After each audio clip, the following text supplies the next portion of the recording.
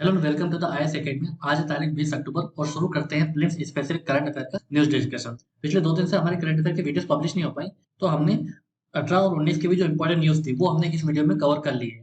तो अब शुरू करते हैं डिस्कशन। हमारी पहली news one nation one fertiliser scheme को लेकर है। दरअसल हुआ क्या कि मार्केट में आपको एक तो फर्टिलाइजर इजीली अवेलेबल होते नहीं किसानों के लिए, और कहीं कहीं रिपोर्ट्स ये भी आ रही है कि कुछ नकली खाद बेचे जा रहे हैं। ठीक है, नकली फर्टिलाइजर बेचे जा रहे हैं जो एडल्ट्रेट होते हैं, मिलावटी होते हैं। तो इससे किसानों में एक समस्या रहती है कि वो आखिरकार ऑथेंटिक खाद, ऑथेंटिक फर्टिलाइजर कहाँ से खरीदे। तो इस समस्या को सॉल्व करने के लिए भारत सरकार ने एक one nation one fertiliser scheme launch करी, जिसके तहत क्या होगा कि जितने भी फर्टिलाइजर जो किसानों को दिए जाएंगे वो भारत नाम से बेचे जाएंगे। मतलब ये ब्रांड होगा, भारत ब्रांड। तो भारत एमओपी मतलब phosphate, Bharat DAP, Bharat NPK, so जितने भी हमारे फर्टिलाइजर्स होंगे वो भारत ब्रांड के नाम से बेचे जाएंगे।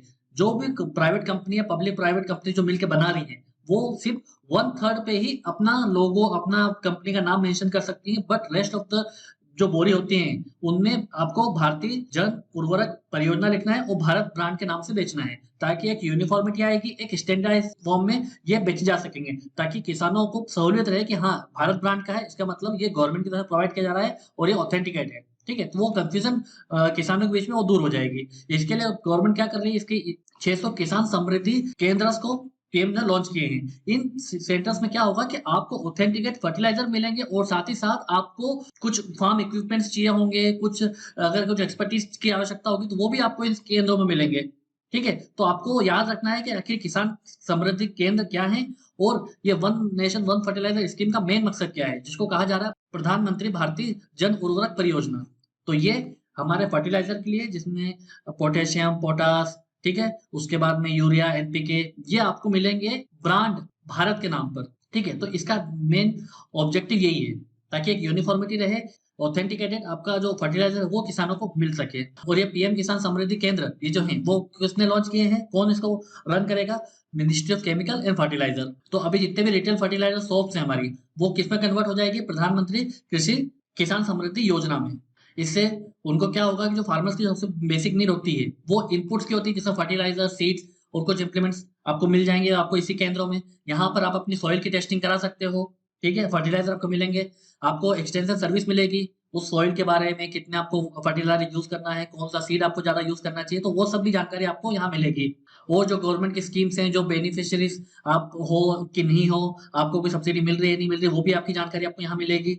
तो टोटल 3.3 लाख जो रिटेल शॉप्स हैं वो किसान समृद्धि योजना के केंद्र में सम्मिलित कर ली जाएंगी। अगर इंपोर्टेंस की बात देखें तो इंडिया वर्ल्ड का लार्जेस्ट इंपोर्टर है फर्टिलाइजर का, और सेकंड लार्जेस्ट कंज्यूमर भी है। सबसे ज्यादा कंज्यूम होता है चाइना में, और थर्ड लार्जेस्ट प्रोड्यूसर भी है। तो अगर हम ये one nation one fertiliser scheme को लॉन्च करेंगे तो उससे हमारा एक तो इम्पोर्ट कम होगा। ठीक है, बाजार में और ज्यादा यूरिया की अवेलेबिलिटी ज्यादा बढ़ा दी जाएगी। इसके बाद में हम भारत सरकार एक लिक्विड यूरिया लॉन्च करने जा रहा है, जिसमें जितना आप पहले यूरिया यूज करते थे, अगर आप लिक्विड यूरिया यूज करोगे तो एक बोरी यूरिया की जगह अब सिर्फ आपका एक बोतल में काम हो जाएगा। तो इससे गवर्नमेंट का इंपोर्ट कम होगा, गवर्नमेंट का फॉरेक्स बचेगा। इसके साथ ही साथ गवर्नमेंट ने एक इंडियन एज के नाम की मैगजीन भी लॉन्च करी है। ये फर्टिलाइजर के बारे में आपको बताएगा कि कितना फर्टिलाइजर आपको यूज करना है, रिसेंट सिनारियो क्या चल रहा है, ट्रेंड क्या चल रहा है। ठीक है, तो इस सब की जानकारी आपको इस मैगजीन में मिलेगी। तो अब चलते हैं आगे। अगली न्यूज केरला से है। दरअसल केरला गवर्नर ने एक मिनिस्टर के साथ में उनका कुछ स्टैंड ऑफ हो गया है कि यूनिवर्सिटी में जो चांसलर अपॉइंट होते हैं वो गवर्नर ऑफिस से होते हैं, तो उनकी चॉइसेस में कुछ कॉन्फ्लिक्ट आ रहा था। तो उन्होंने धमकी दी कि वो उस मिनिस्टर को हटा देंगे। बट जो हमारा कॉन्स्टिट्यूशन कहता है कि जो गवर्नर होता है उसके पास ऐसी कोई पावर नहीं होती कि वो किसी पर्टिकुलर मिनिस्टर को सैक कर सके। सो अगर हम कॉन्स्टिट्यूशनल पोजीशन देखें गवर्नर की, तो आर्टिकल 153 टू 161, इसमें गवर्नर की पोजीशन, रोल, पावर, कंडीशन साफ साफ मेंशन की गई है। हमारा जो ऑफिस ऑफ गवर्नर होता है वो ऑफिस ऑफ प्रेसिडेंट से मिलता जुलता है। जैसे प्रेसिडेंट जो होता है वो aid and advice of the cabinet के अकॉर्डिंग काम करता है, उसी तरह स्टेट में गवर्नर जो है वो स्टेट की जो मिनिस्ट्रीज है, कैबिनेट है, उसके एड और एडवाइस पर काम करेगा। ठीक है, और सिर्फ एक लिमिटेड कंडीशन ऐसी है जहां पर वो अपना डिस्क्रिप्शन यूज कर सकता है। वो भी डिफाइंड है कि वो डिस्क्रिप्शन पावर कब यूज हो सकती है, जब लेजिस्लेटिव असेंबली में पर्टिकुलर जो गवर्नमेंट है अगर उसने मेजोरिटी खो दी है या उसके पास मेजोरिटी नहीं है, तब गवर्नर चाहे तो एक्शन ले सकते हैं। तो आजकल जो 164(1) है ये डील करता है कि कैसे चीफ मिनिस्टर का अपॉइंटमेंट होगा, कैसे अदर मिनिस्टर चुने जाएंगे। तो इसमें साफ साफ मेंशन ये है कि गवर्नर के पास में डिस्क्रिप्शन है कि वो सीएम को चुन सकता है। जैसे नई असेंबली बनी, ठीक है, इलेक्शन के बाद में, तो गवर्नर देखेगा कि किसके पास मेजोरिटी है और अपने डिस्क्रिप्शन के हिसाब से उसे गवर्नमेंट फॉर्म करने का बोलेगा और फिर आपको टाइम दिया जाएगा कि आप अपनी मेजोरिटी साबित करो। अगर आप मेजोरिटी साबित कर देते हो तो आप बने रहोगे, अगर आप मेजोरिटी साबित नहीं कर पाओगे तो फिर दूसरे व्यक्ति को चांस मिलेगा। तो यहाँ पर एक डिस्क्रिप्शन जरूर है, बट एक बार सीएम अपॉइंट हो जाने के बाद जो अदर मिनिस्टर्स होते हैं वो गवर्नर तभी अपॉइंट करते हैं जब सीएम उसके नाम का रिकमेंडेशन दे अदर मिनिस्टर्स के नाम पर।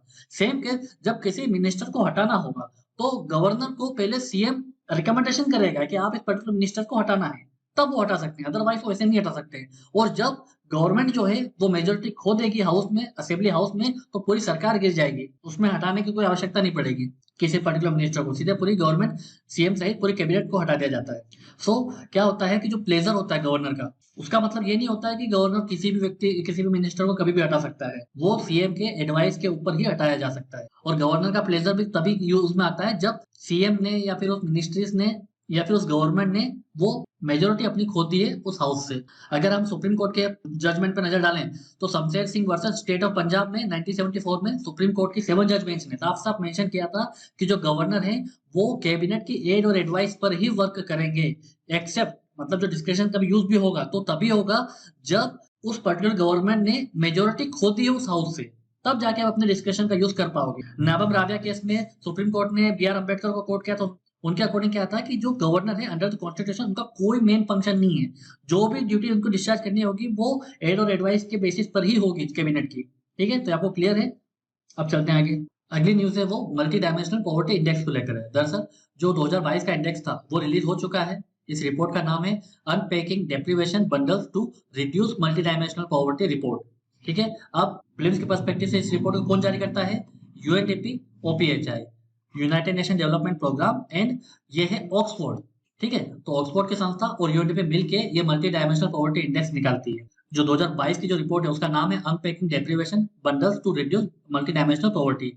ये 10 पैरामीटर पे निकाला जाता है। ठीक है, तो ईच हाउस होल्ड को 10 पैरामीटर के आधार पर जज किया जाता है कि 10 पैरामीटर में 3 मेन कंपोनेंट होते हैं, एक हेल्थ का, एक एजुकेशन का, एक लिविंग स्टैंडर्ड का। तो हेल्थ में आपका देखा जाता है न्यूट्रिशन, ठीक है, चाइल्ड मोर्टेलिटी, उसका एजुकेशन में आपका आता है year of schooling, school of attendance, और जो लिविंग स्टैंडर्ड होता है उसमें आपने देखा जाता है कि आपके घर में कुकिंग फुल है क्या, सैनिटेशन की व्यवस्था है क्या, ड्रिंकिंग वाटर की व्यवस्था है क्या, इलेक्ट्रिसिटी की व्यवस्था है क्या, हाउसिंग की व्यवस्था है क्या, एजेंट की व्यवस्था है क्या। ठीक है, तो इसके आधार पर जज किया जाता है कि जो पॉवर्टी है तो उसकी इंटेंसिटी क्या है। ठीक है, आप एक्सट्रीम पुअर हो सकती है, आपके पास जिसमें कुछ भी ना हो, और कुछ पॉवर्टी ऐसी होती है कि कुछ चीजें हैं आपके पास में और कुछ चीज नहीं है। इसीलिए मल्टी डायमेंशनल पॉवर्टी का कॉन्सेप्ट आया था 2010 में। तो इस जो अभी 2022 की रिपोर्ट है उसने ये पाया कि अभी तक 15 सालों में इंडिया ने 415 मिलियन लोगों को पॉवर्टी से बाहर निकाला, मतलब 41 करोड़ लोगों को भारत ने पॉवर्टी से बाहर निकाल लिया है। तो ये एक अच्छी न्यूज थी। और अभी जो करंट में जो नंबर है 1.2 बिलियन पीपल, ये अभी भी मल्टी डायमेंशनली पुअर है। और सबसे ज्यादा गरीब जो होते हैं वो भारत में होते हैं, भारत के बाद में नाइजीरिया में। अगर हम इंसिडेंस ऑफ पॉवर्टी देखें तो 55% से घटकर 16.4% हो गया है, मतलब हमने इंप्रूवमेंट किया है इन 15 सालों में। और इस 16.4% में 4.2% लोग ऐसे हैं जो बिल्कुल एक्सट्रीम पॉवर्टी में हैं।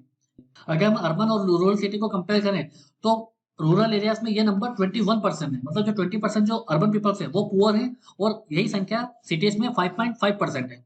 तो हमारे देश में जो गरीब लोग हैं वो गाँव में ज्यादा है। अगर मल्टी डायमेंशनल पॉवर्टी इंडेक्स की बात करें तो ये एक इंटरनेशनल मेजर है कि मल्टी डायमेंशनल पॉवर्टी जांचने का, और ये 107 डेवलपिंग कंट्रीज को मेजर करता है। ये 2010 में निकाली गई थी first time by Oxford poverty and human development initiative and United Nation development programme UNDP. ये कितने पैरामीटर जज करता है? 10 पैरामीटर पे। हमने अभी डिस्कस किया कौन से 10 पैरामीटर हैं। पर हमारे देश में जो नीति आयोग जो नेशनल एमपीआई निकालता है वो 12 पैरामीटर पे चेक की जाती है, जिसमें एमपीआई पैरामीटर तो होते हैं 10, उसके अलावा एक बैंक अकाउंट और एंटी नटल केयर को भी जोड़ा जाता है। तो अगर आपसे ये पूछा जाए कि जो देश की नीति आयोग जो मल्टी डायमेंशनल पॉवर्टी रिपोर्ट निकालती है वो कितने पैरामीटर पे निकलेगी, वो 12 पैरामीटर पे निकलेगी। और जो यूएनडीपी निकालती है वो कितने पैरामीटर पे निकलेगी? 10 पैरामीटर पे निकलेगी। ठीक है, और ये फर्स्ट टाइम 2010 में लॉन्च हुई थी यूएनडीपी वाली।